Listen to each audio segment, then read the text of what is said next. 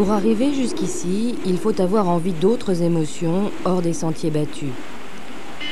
Au nord-ouest du Yémen, à 100 km de la capitale, en plein cœur des montagnes de l'Arabie heureuse, commence un autre monde. Pour à peine y pénétrer, il faudra surtout ne pas brusquer les choses, apprendre à deviner la main tendue derrière le regard farouche.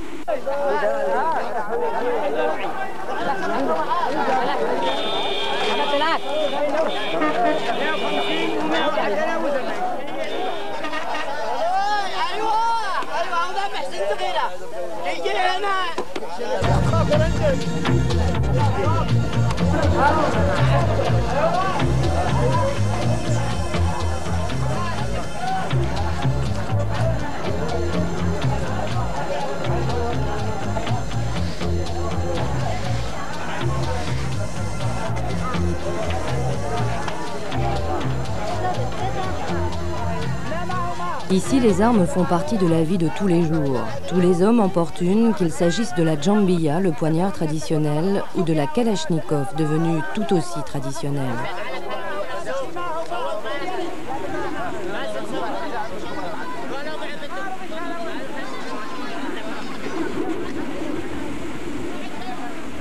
Sans eau courante, sans électricité et sans téléphone, perché à 2500 mètres d'altitude, comme scellé dans un piton rocheux, Korlan est un véritable nid d'aigle qui domine toute la vallée.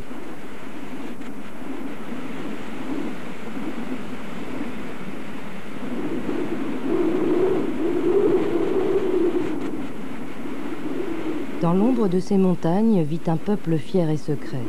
Ici, on n'accueille pas l'étranger à bras ouverts parce qu'avant tout, il représente une menace. Comment pourrait-il comprendre qu'à Korlan, on vit si retiré du monde, loin de tout, presque comme au premier jour, et qu'on en soit si fier?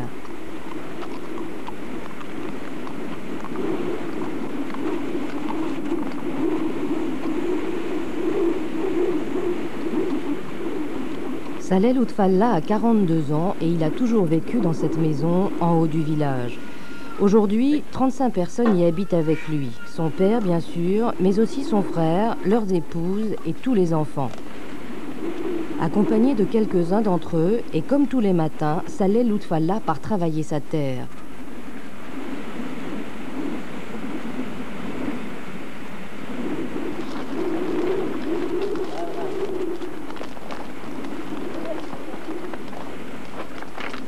Dans ce décor de géant, la terre est sacrée parce qu'il a fallu des centaines d'années de travail pour la rendre cultivable. C'est seulement à ce prix qu'on a pu bâtir les terrasses entretenues avec patience au-dessus des précipices. Saleh Loutfallah n'est pas tout à fait un villageois comme les autres. Bien que sa djambiya et son pistolet ne quittent jamais sa ceinture, Saleh Loutfallah est un sage. Véritable figure du village, il intervient sur tous les problèmes de cette communauté de quelques centaines d'âmes.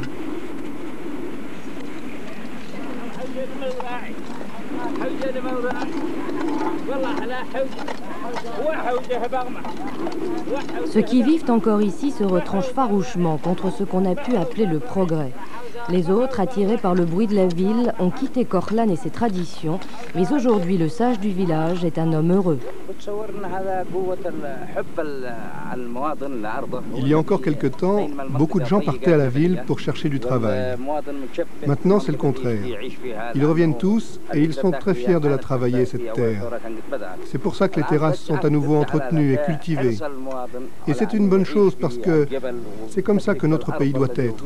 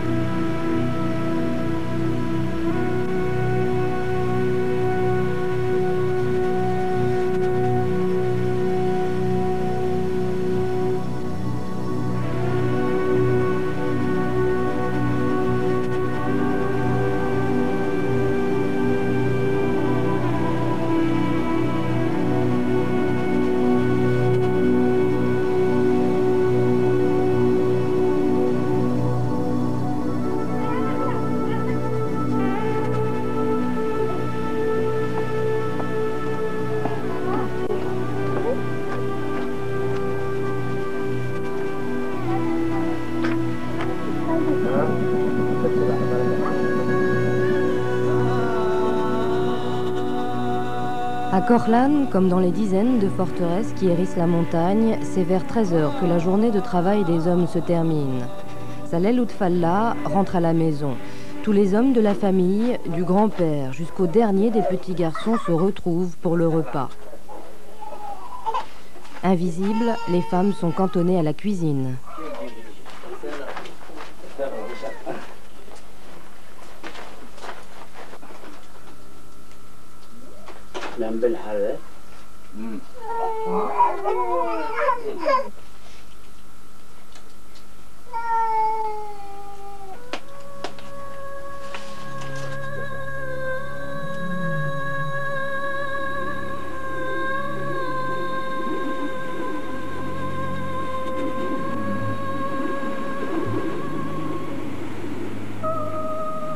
Véritables fantômes, lambeaux de voile noir que seul le vent ose à peine soulever, les femmes du Yémen sont solides mais inaccessibles.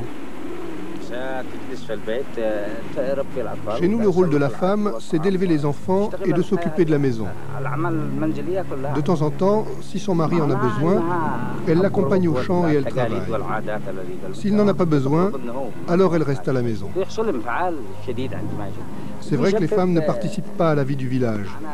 Elles restent en dehors de toutes les décisions. Comme ça, au moins, elles ne risquent rien. Elles ne sont pas exposées, on ne peut pas les agresser, on ne peut pas les atteindre dans leur dignité. Pour nous, c'est un moyen de les protéger.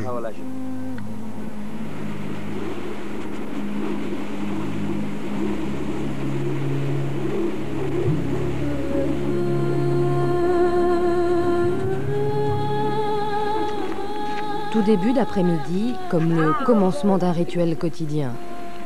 Un peu à l'extérieur du village, sur le bord de la route, les hommes vont acheter le khat qu'ils passeront le reste de la journée à mâcher. Une drogue légère qui ouvre l'esprit, disent les Yéménites.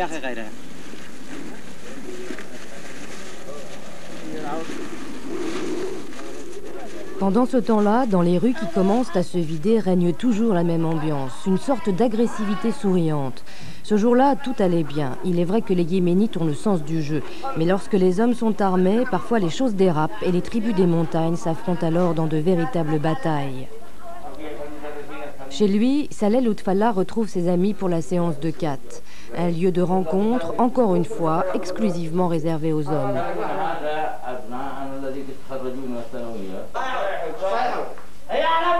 Quand tout à coup, deux invités imprévus font irruption. Les deux hommes habitent le village, un conflit les oppose. L'un a coupé les branches d'un arbre dont l'autre prétend qu'il lui appartient. Plutôt que d'aller voir la police, ils ont décidé tous les deux de s'en remettre à Saleh Loutfallah pour désigner celui qui a tort et celui qui a raison. Pour preuve de leur soumission en son jugement et surtout pour éviter que les choses ne s'enveniment, le sage leur a retiré leur djambiya.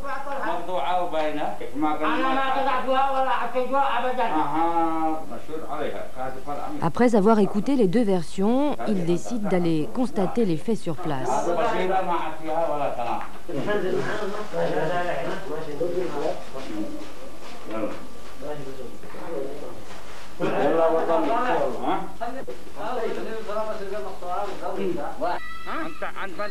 La discussion est animée, mais Saleh Loutfallah parvient cette fois-ci à mettre les deux hommes d'accord. L'histoire se termine par une poignée de main. S'arranger à l'amiable, c'est beaucoup mieux que de passer par la police ou par l'État. De toute façon, si on passe par eux, ça prend beaucoup de temps. Et puis c'est comme ça que les gens gardent de la haine les uns pour les autres.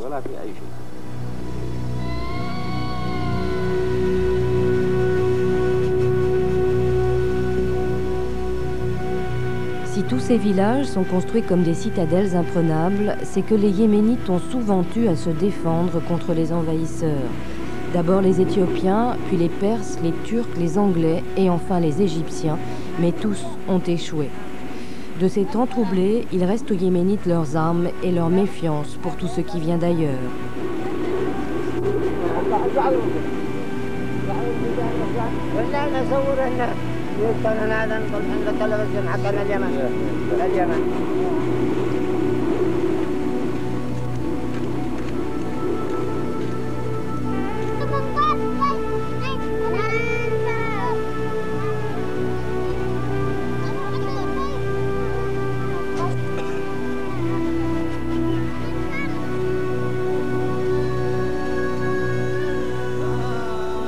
À Korlan, la journée s'achève dans un univers clos qui a trouvé ses marques il y a bien longtemps.